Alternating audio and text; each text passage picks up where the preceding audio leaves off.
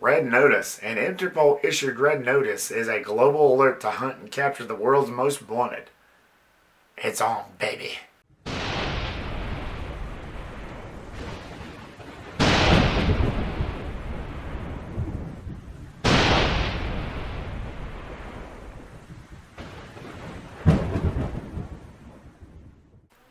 What's going on, guys, and welcome back. So Red Notice was directed by Rawson Marshall Thurber, the guy that gave us Central Intelligence and Skyscraper the past couple, 2-3 years. Both very great movies. It stars Dwayne Johnson, Gadot, and Ryan Reynolds. And the story follows FBI agent John Hartley, who teams up with a renowned thief, Nolan Booth, after being accused of stealing this golden egg called Cleopatra to stop an up-and-coming criminal, Sarah Black, aka the Bishop. So let me just go ahead and say there wasn't really that much that I've heard of out of this movie. It's one of those movies that was kind of under the radar a little bit. It's a Netflix movie. And of course, this is the second movie that I've seen released in theaters that had a week theatrical release in limited theaters before it actually starts streaming. It actually started streaming now, like today, or I don't know, by the time I upload this video, it's probably like a day or 2 days after it actually started streaming. So you can check it out on Netflix. But you know me, I'm all about the theater experience. It's one of those movies that I've just have not really heard that much about. So going into this, I didn't really know what to expect. I actually watched the trailer like a day before I actually went in and seen this. And judging by the trailers, I liked it. I like Rawson Marshall Thurber. Central Intelligence and Skyscraper was both awesome action flicks to me personally. Did this live up to my expectations? Is this my most favorite film of all time? We'll find out. So with that being said, let's start with the positives of Red Notice. And forgive me if I get sidetracked. Like I said, I have not heard a single review. I have not heard a single ad. Like I said, I started watching the trailer like a day before I rolled into this. So I had no idea what I was watching. So again, let's start out with the positives of Red Notice. One thing I will say watching this was the star power. You have Wonder Woman, Gadot, Hobbs, Dwayne Johnson, and Deadpool, Ryan Reynolds. All three in one movie. Now, of course, this makes the third collaboration with the director and Dwayne Johnson. There was others that Dwayne Johnson and Gadot has acted in, like the Fast and Furious franchise. But I don't really think I've seen all three of them together. I think this is the first one that Hollywood has spewed out that had all three of those. All three actors, Ryan Reynolds, Dwayne Johnson, and Gadot. And I gotta say, forgive me if I got that wrong, but I've gotta say, I liked it. It's the first one I've seen. Anyway, if there's others out there, then I'm sorry, but I've got to say, I did like the star power in this. This was not miscast at all. I liked the way Dwayne Johnson handled himself. He always plays this tough-ass character. Now, he wasn't in the same lines as Jungle Cruise and Hobbs and Shaw, particularly the Fast franchise. He played a pretty tough character, as you would expect.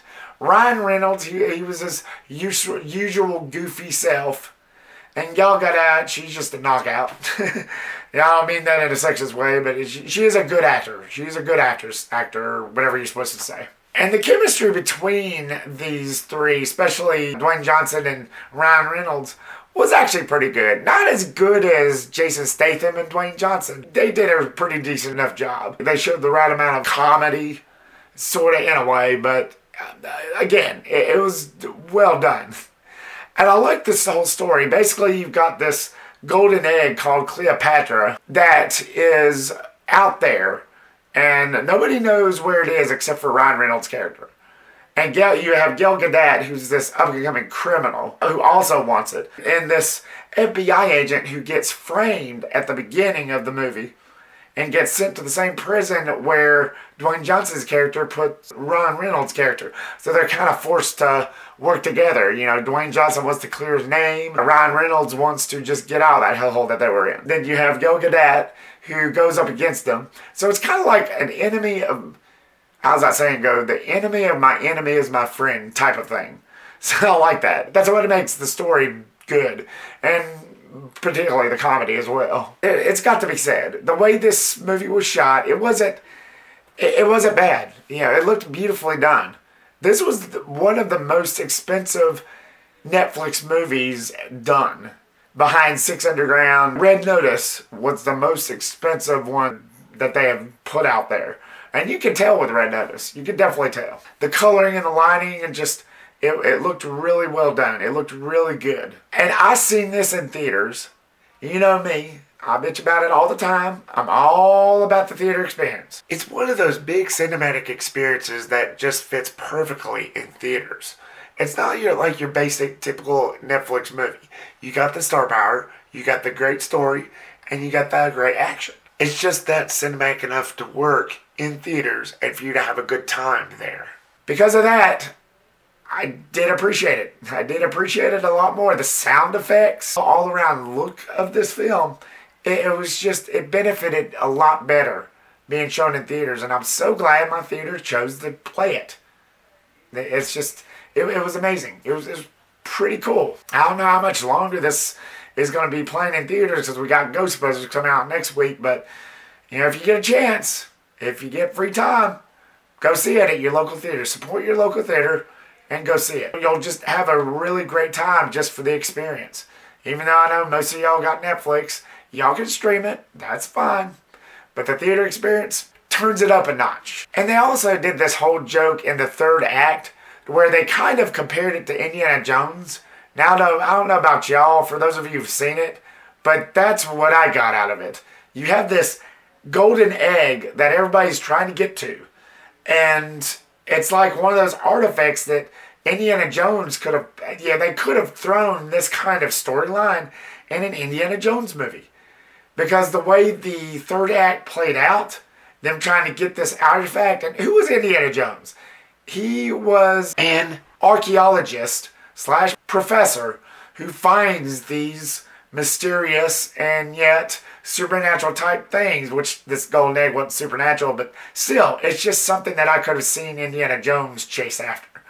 And I like that. And they even did this little joke where Ryan Reynolds was whistling the Indiana Jones theme at the end of this, like right before the third act started. I got a big laugh out of that. So yeah, there was some comparisons to Indiana Jones in this. Not in the entire movie, but mostly during the third act because of the setting and the surroundings and what they were trying to chase after. And there was, some twists and turns that I'm sure most of y'all probably seen coming to my way. I won't give anything away, but for those of you who've seen the movie already, you know what I'm talking about, but I did not see coming. And I like those. Not only you have a bunch of action, but you get good twists and turns. And that's what turned this movie up a notch for me. For a Netflix movie, it actually showed a lot of promise. And I guess it's because of the star power, and they probably had some help in the script as well with the stars that was in this. But it just seemed like you wouldn't know it was a Netflix movie. And I know no diss to Netflix, they still throw out good movies. But something like this magnitude, you just wouldn't believe. And I heard that when they started talking about making this, I think originally it was going to be owned by Universal, but then Netflix picked up the rights, which again, all power to them. I think Netflix should throw out more movies like this to be released in theaters. I know they don't particularly care about that. They just want you to sign up to their subscription base, which is fine, but it would definitely still help them out, I think. Now, I mean, I'm not in that business. I have no idea if it would work, but it was just that good. I'm so glad that they played it in theaters. And now, on to the action portion of this. It was spot on. You could tell that they put a lot of money in this. Now, it wasn't like Michael Bay type, which I still have no problem with. I'm one of those that's probably on an island with that, because I don't have a problem with Michael Bay's filmmaking style. A lot of people were saying that it's too slow and it's tiresome and this and that. I don't have a problem with it, but point being, for Red Notice, it wasn't nothing like that, but it was pretty good action. You get some nice explosions, car chases, and shoot 'em ups. It's all the right ingredients that you'd expect for an action movie. And for action junkies like myself, you get the right amount of high. Now, on to the mix, the tone and pacing was pretty good.